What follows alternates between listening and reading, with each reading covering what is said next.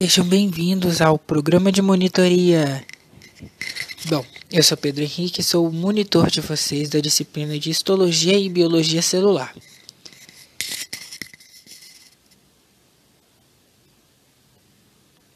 Tentando passar, amém, passou. Bom, vou dar um spoilerzinho dessa aula, tá? Essa aula é dividida em duas partes. A primeira parte a gente vai falar sobre membrana e a segunda parte a gente vai falar sobre citoplasma. Beleza? Bom, na aula de membrana de hoje a gente vai falar sobre a membrana plasmática e a composição e seus componentes. Vamos falar também sobre solução, soluto, solvente e o transporte de solutos entre a membrana, que a gente vai ver que existe o transporte ativo e o transporte passivo.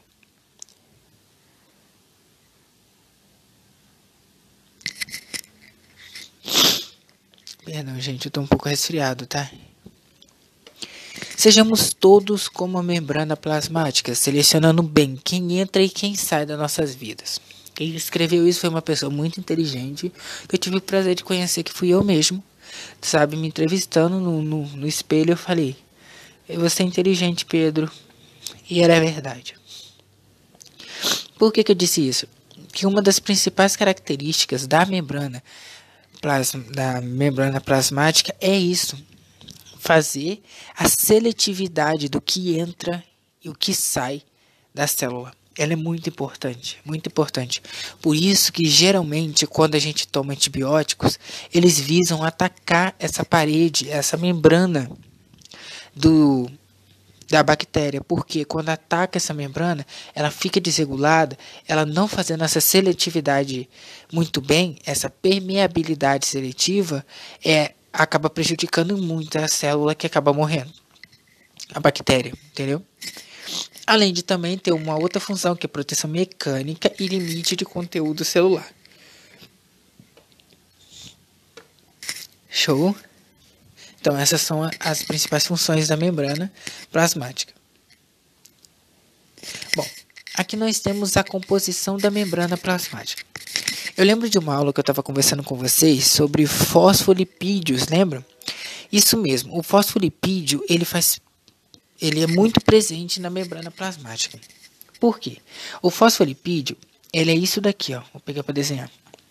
Ele tem a cabeça e tem um corpinho que é assim. Tá vendo que aqui tem uma bolinha embaixo? Aqui, ó, bolinha. E aqui em cima outra bolinha. Então, ela é feita de uma dupla camada contínua de fosfolipídios. Essa aqui de cima é a primeira, essa aqui de baixo é a segunda. E aí você consegue formar essa membrana plasmática. O que acontece? A membrana plasmática precisa ser formada por eles, porque eles dão uma maleabilidade para ela. Ela tem um modelo de mosaico fluido. Por que é necessário que a membrana plasmática tenha esse modelo de mosaico fluido? É muito importante para sua mobilidade e importante demais para sua permeabilidade. Quando a gente for aprender sobre os transportes, vocês vão ver que ela tem uma capacidade de englobar coisas. E ela só consegue englobar as coisas por conta desse mosaico fluido. Por ela não ser uma coisa rígida, linear. Ela é fluida. Então ela consegue se desdobrar. Entendeu? E ela é muito importante.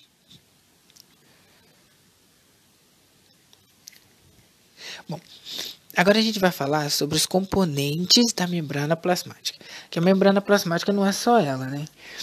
Aqui tem um exemplo que é as microvilosidades. As microvilosidades, elas são tipo expansões que acontecem na membrana de algumas células para ajudar a aumentar a superfície de absorção. Ela é tipo umas inervações para fora, tipo uns braços, que ajudam a aumentar a superfície de absorção. É muito encontrada esse tipo de célula no intestino delgado, porque a nossa absorção de nutrientes é feita no intestino delgado. Então ela é muito encontrada lá, entendeu? Quanto maior microvilosidade tiver, maior vai ser a capacidade de absorção dessa célula. Nós vamos ter uma aula que vai explicar muito bem como falar de cílios e flagelos na próxima, tá? Mas para vocês saberem de antemão, é que ajuda na mobilidade da célula. Beleza? O flagelo, a gente tem um exemplo muito importante que é o espermatozoide, e os cílios, o óvulo. Não o óvulo em si, mas ele é encontrado na tuba uterina, os cílios, tá? Que ajuda a dar mobilidade para o óvulo. Ainda em componentes da membrana, nós temos as junções da membrana. Porque a célula, ela não é uma coisa reta, tipo, na minha pele toda é uma célula só, não é assim. É a junção de várias células. Então, tipo, aqui tem uma assim, uma assim, uma assim, e aí tem uma junção aqui, tem uma junção aqui, entendeu? Essa junção de várias células que ajuda a montar. E essas junções precisam ser junções fortes. Então, a gente chama algumas junções de desmossomos, que é a junção de célula a célula. Quando ela está bem juntinha, a gente chama de desmossomos. Quando tem um encaixe, a gente chama de interdigitações. Então, desmossomos é como se eu pegasse uma célula, pegasse essa aqui e ela se juntasse porque está junta, bem próxima. E aí ela meio que se cola, entendeu? A interdigitação é como se aqui fosse um quebra-cabeça e aqui fosse um encaixe desse quebra-cabeça e elas vão só encaixar, tá? A interdigitação é muito importante porque ela ajuda a fazer uma troca. Ajuda a fazer uma troca muito importante entre as células de proteínas e essas coisas todas, tá bom? Tem também a invaginação, mas a invaginação eu vou falar mais lá para frente quando a gente for falar de transporte, porque tem processos que usam a invaginação. Vamos falar agora de solução. Eu quero deixar muito claro o que é soluto e o que é solvente. Solvente é o líquido onde vai estar o soluto. Lembra que a gente falou numa aula de água? E eu falei que a água, uma das propriedades da água é solvente universal. Então, o solvente, água líquido. O soluto é a molécula que vai ser colocada nesse solvente. Show? Então, para mim poder dar o exemplo dessas três coisas que estão acontecendo aqui, isotônica, hipertônica. Hipotônica, eu vou falar de um copo de água e açúcar. A receita manda você pegar um copo de água de 200 ml e colocar 2 colheres de açúcar. Se você fizer isso, você vai ter um copo de água com açúcar muito bem equilibrado. Quando isso acontece, a proporção de solvente, que é a água, para a proporção de soluto, que é açúcar, ela permanece equilibrada, a gente chama isso de isotônica. Quando isso acontece, a célula consegue garantir a sua morfologia normal. Mas nem tudo no nosso corpo continua, perfeitamente. Então a gente tem exemplos de hipertônica e hipotônica. Hipertônica te faz lembrar de hipermercado. E no hipermercado vende de tudo. É grande, é maior. Então, se eu estou falando que é grande, é maior, a gente está falando de maior quantidade de soluto. Estamos falando aqui de um momento em que o solvente permanece igual. As minhas 200 ml de água é a mesma no isotônico, que é a mesma no hipertônico, que é a mesma no hipotônico. O que a gente vai mudar aqui é a quantidade de açúcar soluto que a gente vai colocar nesses copos de água. Se na primeira eu seguir a receita à risca e eu conseguir uma isotônica, mesma concentração de solvente e soluto, na hipertônica, eu vou ter as 200 ml de água, mas eu vou colocar 1 kg de açúcar. Eu vou conseguir tomar um copo de água com açúcar? Não, você vai comer açúcar. No máximo, você pode derreter numa panela e fazer um caramelo que eu aprendi no MasterChef. Mas você beber água com açúcar, você não vai conseguir. Então, é aí que tá. O que acontece quando uma molécula é jogada no meio que tem muito soluto? Ela acaba perdendo água. Porque você coloca a molécula num estado que a molécula ela tende a equilibrar as coisas. Então, se do lado de fora da molécula tem muito mais soluto e o do lado de dentro tem pouco, Desculpa, gente. Se do lado de dentro da molécula, da célula, tem muito mais água, e do lado de fora tem pouco, pelas proporções de soluto, então ela entende que tem que doar água para ela. Então ela vai desidratar. Olha só, ela está no meio que tem muito soluto, mas ela se desidrata para tentar jogar mais água para aquele meio. Entendeu? Agora vamos falar da hipotônica. Se hiper é muito, hipo é pouco. Se na isotônica eu peguei o mesmo copo de 200 ml, na hipertônica é o mesmo copo de 200 ml, na hipotônica é o mesmo copo de 200 ml. Eu estou mudando a quantidade de açúcar, que no primeiro eu coloquei 2 colheres, no segundo eu coloquei 1 quilo e agora eu vou colocar meia colher. Você até vai conseguir uma água doce, mas não vai ser doce. Pouca concentração de soluto. A célula entende que está tendo muito mais água que soluto. Para tentar equilibrar, ela absorve a água do meio e incha. O que pode acontecer com esse tipo de célula, que você vai aprender mais para frente, é que ela pode explodir. E esse mais para frente é agora que eu vou falar. Vamos conversar sobre transporte passivo. Bom, um transporte passivo é aquele tipo de transporte que não há gasto de energia. A célula vai fazer espontaneamente. Se tem que ir, vai ir. Se tem que entrar, vai entrar espontâneo. Beleza? E para poder falar sobre ele, eu tenho a plasmólise e a tungência. Lembra que quando eu falei lá no outro, que a hipotônica ela absorve a água? Acontece que quando ela absorve esse excesso de água que está no meio, ela aumenta de volume e nisso ela pode romper. Esse processo que ela pode romper se chama plasmoptise. Mas o processo de absorção de água do meio se chama turgência. Então a célula é colocada no meio hipotônico. Beleza.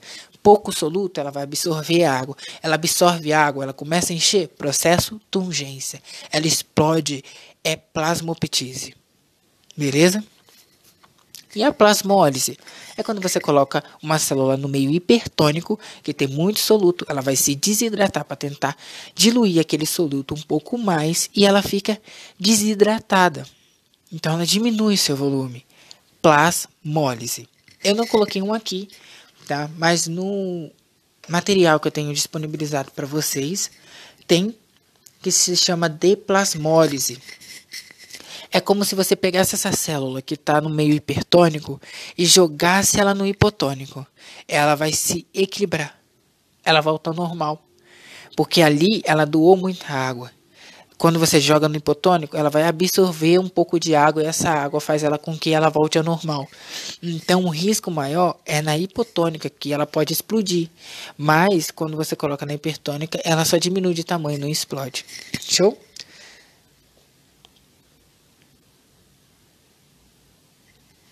Ainda em transporte passivo, vamos falar de difusão. Bom, a difusão é a saída do meio mais concentrado para o meio menos concentrado. Ali num canto tem trocentas bolinhas vermelhas, tá vendo? Vocês estão vendo aqui que tem muito mais bolinha vermelha no potinho 1 do que no potinho 2. Então no potinho 1 tem muito mais, no potinho 2 tem muito pouco. O que a difusão faz? Ela vai equilibrar a solução mexendo no soluto, que é as bolinhas, que estão muito mais concentradas nesse lado, e vai mandar para o outro lado. Assim, acontece o equilíbrio entre o potinho 1 e o potinho 2. Aqui, ó. Mesma quantidade de moléculas. Beleza? Bora apagar isso aqui. Fechar. E passar. Osmose. Se a difusão eu mexia com o soluto, na osmose a gente vai mexer com a água, o líquido, o solvente. Por quê? No potinho 1, tem 3 bolinhas. No 2, tem trocentas bolinhas. Você percebe que da imagem 1 para o 2, o solvente é o mesmo? Então, quando você vem para essa segunda imagem aqui, o solvente diminuiu de tamanho. para poder tentar equilibrar. É a mesma coisa com aquele 1 kg de açúcar que eu coloquei em 200 ml de água. Talvez se eu colocar 2 litros naquele 1 kg de açúcar, eu consigo fazer uma água com açúcar. Eu não precisei tirar o açúcar, até porque ele já está meio molhado. Eu só acrescentei mais solvente. Então a osmose ela mexe com o solvente e a difusão mexe com o soluto. Bom, a difusão, existe uma difusão também que é chamada de difusão facilitada, tá? Esse é uma difusão que a molécula ela tem que entrar mesmo dentro da célula, só que ela passa por um transporte que fica acoplado na membrana. Geralmente é utilizada para soluções e substâncias que são insolúveis em lipídios. Assim você consegue fazer um composto solúvel de lipídios, entendeu? Então, às vezes, esse lipídio não vai conseguir passar pela molécula, pela membrana, mas através desses transportadores ele consegue entrar porque a célula precisa daqueles lipídios, entendeu? Então ela vai atrair aqueles lipídios para ela, beleza? Bom, acabamos os transportes passivos. Pedro, o que é transporte ativo? Um transporte ativo é aquele que você vai precisar de energia, porque não é uma coisa natural que você vai fazer. Lembra na primeira aula que a gente conversou sobre adenosina trifosfato, o ATP? Então, o ATP ele é a nossa moeda energética. Tudo que for de gasto de energia, a gente vai pegar essa moeda que tem reservada e vai gastar para poder fazer aquela reação acontecer. Beleza? E um exemplo que eu tenho aqui é a bomba de sódio e potássio. Bom, o corpo é comum, tá, fazer por difusão facilitada entrada de sódio para a célula e saída de potássio para fora. Por quê? Muito potássio dentro da célula, pouco do lado de fora. Muito sódio do lado da célula, do lado de fora da célula, pouco dentro da célula, acaba fazendo isso. Só que para a célula não é importante a entrada de sódio. Ela quer manter pouco sódio. Então, o que vai acontecer? Entrou 3 sódios. Esses 3 sódios ele vai entrar nessa molécula aqui. Ele vai entrar na molécula e ela vai lá no banco e vai pegar uma moeda energética chamada ATP e vai acoplar. Um fosfato. O grande sacada da molécula de ATP é que não é o acoplamento dela em si, é a quebra do fosfato dela que dá energia. Então, você viu que ela era ATP, de adenosina trifosfato, de 3 fosfato. Quando quebra um fosfato, ele se liga na molécula, ela vira ADP, adenosina difosfato. Aqui, ó. ADP. E com isso, ela consegue liberar esse sódio e catar 2 potássio e mandar para dentro. Quando ela manda para dentro, ela libera esse fósforo. Aqui, ó, mandou para fora, entrou. E quando ela manda o potássio para dentro, ela libera o fosfato que ela pegou. Aqui tem um QR Code que, se vocês apontarem a câmera do celular de vocês, se vocês estiverem assistindo pela internet, ou se quiserem entrar no grupo também, eu vou disponibilizar o link. Tem um vídeo mostrando como isso acontece. Eu acho que vai enriquecer muito mais essa aula que a gente está tendo aqui, tá bom? Só pausar esse vídeo, printar esse link aqui e vocês vão também conseguir acessar aí pelo celular de vocês. Americanas Mercado. Bom, continuando, nós temos endocitose e exocitose. Show? A endocitose é a forma da molécula trazer as coisas para dentro dela. Tá? É substância que ela precisa, é coisa que ela quer, é uma forma dela mandar para dentro dela. E nós temos 2 tipos de endocitose. Aqui na foto para vocês está aparecendo que tem 3, né? É que essa aqui é o que aconteceria normalmente, tá bom? Não é uma coisa que acontece com gasto de ATP. Aquilo ali é aquilo que acontece sem o gasto de ATP. As moléculas que entram normalmente. A gente pode citar aqui como está entrando molécula, qual que é? Osmose ou difusão? Difusão. Osmose mexe com o solvente. Então, nós vamos conversar sobre fagocitose e pinocitose. A fagocitose, eu tenho um cantinho aqui que eu reservei. Não reservei. Que pena. Eu tinha reservado. Eu tinha um espacinho para eu poder desenhar, mas eu acho que eu consigo desenhar aqui mesmo. Então, a fagocitose é assim. A célula tá aqui, beleza. Aí ela tá vendo que tem umas moléculas grandes que não vai conseguir entrar. E aí ela faz o englobamento. Ah lá, por isso que eu falei que é muito importante a gente ter mosaico fluido. Que ela vai fazer esse morro. E aí a molécula vai entrar aqui dentro. Aí ela vai fazer o quê? Vai fechar esse morro. E aí vai formar um encapsulamento com as bolinhas dentro da célula. Pedro, mas como é que elas vão absorver lisossomos, tá? Lisossomos. A gente vai ver mais para frente. Então é uma forma dela conseguir pegar macromoléculas. Mas essas macromoléculas, essas partículas grandes demais que não vão passar na membrana, elas são elas puras, tá? A diferença da fagocitose para a pinocitose é que a pinocitose não vai fazer essa invaginação. Invaginação é quando sai para fora e engloba, entendeu? Ela só vai fazer como se fosse a entrada da molécula na célula mesmo. Só que essas moléculas que vão entrar pela pinocitose, elas são moléculas que são dissolvidas em água. Então, tipo assim, vai estar aqui... Não, melhor, vamos fazer a célula. Vai estar a célula aqui e quem entrar as moléculas aqui, elas já vão estar todas dissolvidas em água. Então vai entrar dentro desse encapsulamento que entra dentro da célula as moléculas e o solvente onde elas estão. Entendeu? Então essa é a grande sacada e a diferença. Partículas sólidas grandes quebradas em um líquido, pinocitose. As partículas grandes apenas fagocitose. E agora a gente vai falar sobre a exocitose. A exocitose é a expulsão de partículas. Geralmente o componente da célula, ele faz o seu metabolismo e expulsa para fora. Com isso, com essa expulsão, são compostos que podem até prejudicar a célula. Por isso que é importante. Então acontece o englobamento. O englobamento deles numa vesícula.